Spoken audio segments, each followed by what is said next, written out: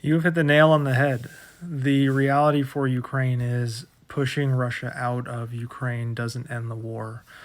It just signifies a victory for Ukraine and gives them the breathing room to potentially build up a system to defend themselves against future efforts of Russia.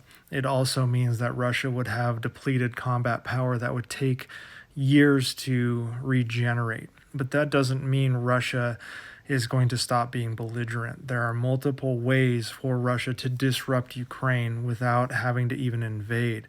They can conduct a buildup on the border of Ukraine to feint an invasion, which would require Ukraine to conduct their own mobilization, which would disrupt their economy, which also would disrupt companies because many investors would be concerned about another war in Ukraine. So anytime Russia just feels like being shitty to Ukraine, they just need to do a buildup.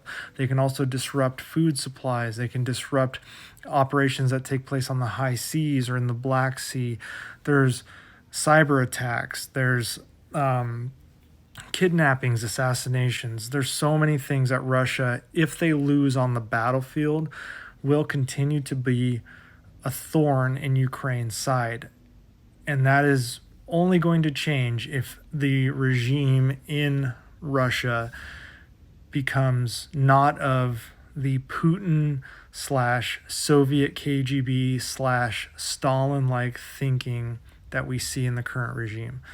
It would have to be a complete 180 to a pro-democracy, or at least a far less warmongering, ambitious leader. And by ambitious, I mean a leader wanting to take territory in and using the former Soviet Union in all its glory, quote unquote, as the baseline for that, which means they would want to regain all the lost territory they lost during the Soviet Union. So this idea that Putin is this reincarnate of former czars and Stalin is prevalent not only with him, but any kind of lackey that he is bringing up or any kind of protege that may replace him.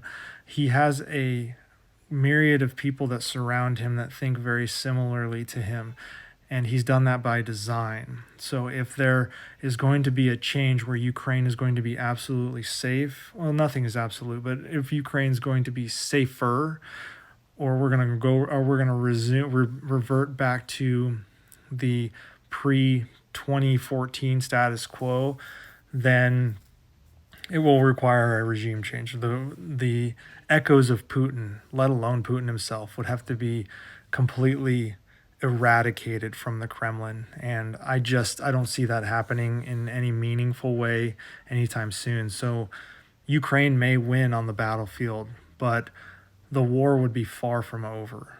It would be largely a long-term belligerent major country trying to effect outcomes, whether, like I said, through cyber, etc., of a smaller country. So it's going to be a really tough time for Ukraine, even if they can have parades and victoriously walk around saying they won the war. It just means that that facet of the entire war was won for them. So